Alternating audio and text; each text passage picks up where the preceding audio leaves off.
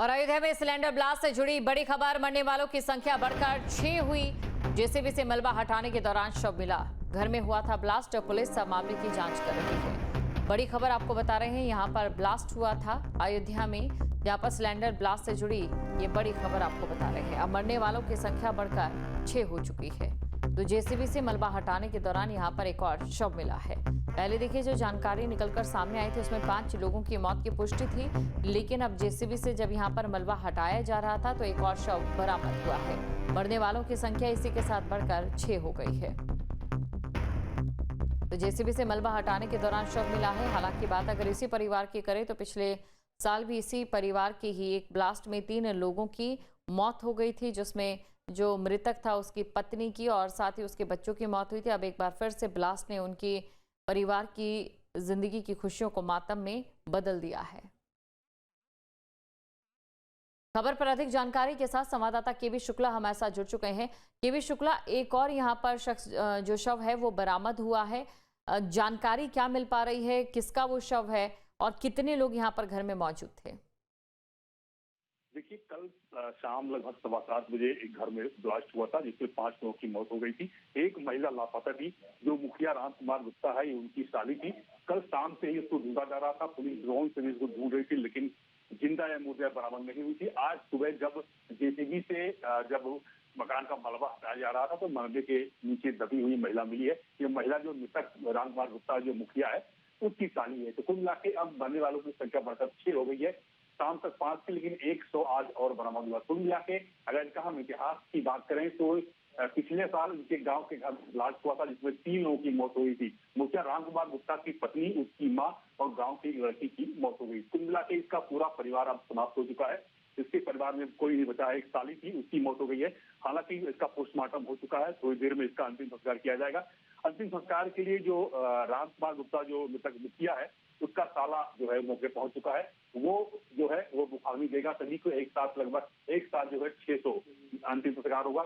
जमथरा घाट है, वहां पर सभी शवों को जो है अंतिम संस्कार किया जाएगा। कुल मिला के जिस तरह देखा जा रहा है, हालांकि पुलिस प्रशासन इस बात की जांच करवा रही है कि ब्लास्ट किस तरह का है। पुलिस प्रशासन अभी तक ये मान चल रही है कि एलपीजी ब्लास्ट है, लेकिन अगर इतिहास खंगाला जाए या ग्रामीणों की हम बातचीत करें तो ग्रामीण ये कह रहे हैं कि पहले का गाँव घर में जो उनका घर था वो गाँव में था। गांव में ब्लास्ट हुआ, पटाखा व्यवसायी था ये, वहां से इसको गांव वाले भगाया, फिर ये गांव के बाहर आकर इस जमीन पर मकान वगैरह रहने लगा। वहां भी यही व्यवसाय करता था। ग्रामीणों से हमने बात की, मौके पर ग्राउंड रिपोर्ट में देखा मैंने, तो गांव वाले ने यही बताया कि ये पटाखा व्यवसायी था, व्यवसाय करता था। हालांकि पुलिस इस मामले की जांच क्यों नहीं कर पाई, जब पहला ब्लास्ट हुआ था उसके बाद भी इसको छूट दी गई, ये व्यवसाय करता रहा। कल शाम को जब ब्लास्ट हुआ जिसमें 5 लोगों की मौत हुई और छठा शव था उसकी साली का, वो आज बरामद हुआ। कुल मिला के मरने वालों की संख्या जो 6 हो गई है। लेकिन सवाल बहुत उठ रहे हैं कि क्या ये पटाखा व्यवसायी था या वाकई में एलपीजी ब्लास्ट है। फिलहाल फोरेंसिक टीम मौके पर जांच कर रही है। जो पेट्रोलियम प्रोडक्ट के जो अधिकारी थे उन्होंने अपनी जांच की, हालांकि उनकी रिपोर्ट नहीं आई है। लेकिन सवाल ये उठता है कि किस तरह से ब्लास्ट हुआ है। ब्लास्ट चाहे जो हो, मौत 6 हुई है, इसकी जांच होनी चाहिए, क्योंकि जिस तरह से ब्लास्ट हुआ है संजय के घेरे में है कि आखिर क्या हुआ है, क्या वाकई में एलपीजी ब्लास्ट है या फिर कोई और ब्लास्ट है। हालांकि पूरे मामले की जांच चल रही है। जी बिल्कुल केवी शुक्ला जी, जैसा कि अभी आपने यहाँ पर जानकारी दी कि इससे पहले भी ठीक ऐसा ब्लास्ट हुआ था, उस समय इस परिवार के 3 लोगों की मौत हो जाती है। एक बार फिर से यहाँ पर ऐसा ही ब्लास्ट हुआ है जिसमें लगभग परिवार के सभी सदस्य इस समय मौत के गाल में समा गए। कुल मिलाकर बहुत असामान्य घटना ये लग रही है, जहां पर एक परिवार का पूरी तरह से अंत हो जाता है। क्या इसमें सिर्फ एक विस्फोट, जो कि एक पटाखा कारोबारी के तौर पर या फिर किसी भी तरीके से कोई व्यवसाय के तौर पर ये विस्फोट यहाँ पर होता है, इसी के आधार पर जांच करनी चाहिए, या फिर कोई दुश्मनी भी यहाँ पर इस तरीके से निकाल सकते हैं, इस आधार पर भी जांच को आगे बढ़ाना चाहिए?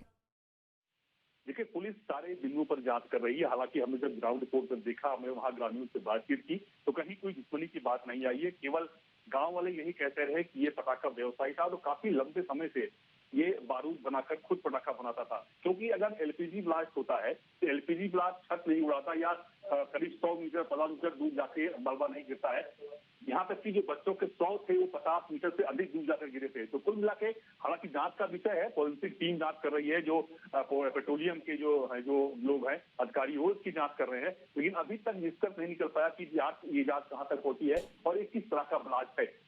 जिस तरह से ब्लास्ट हुआ है और जो ग्रामीणों की माने, क्योंकि जो उनका इतिहास देखा गया है, पिछले साल दीपावली के आसपास ही जो है ब्लास्ट हुआ था, जब 3 लोगों की मौत हुई थी और अब 6 लोगों की मौत हुई है। कुल मिला के इस 2 ब्लास्ट में 9 लोगों की मौत हो चुकी है। तो कुल मिला के जिस तरह से ग्रामीणों की अगर हम बात माने तो ये पटाखा व्यवसायी था और काफी वर्षों से जो है ये पटाखे काम करता था। बिल्कुल केवी शुक्ला, और देखिए सुरक्षा मानकों को ध्यान में ना रखते हुए किसी तरीके का निर्माण यहाँ पर करना, ऐसे मामले बहुत ज्यादा सामने आ रहे हैं, चाहे बात कानपुर की करें या मध्य प्रदेश से करें। बहुत बहुत शुक्रिया तमाम जानकारी को दर्शकों तक पहुंचाने के लिए। चिंता को बढ़ा दिया है ऐसे मामलों ने, क्योंकि एक नहीं बल्कि बार बार इस तरीके की घटनाएं सामने आ रही है जिसमें कई लोग अपनी जिंदगियां गंवा रहे हैं।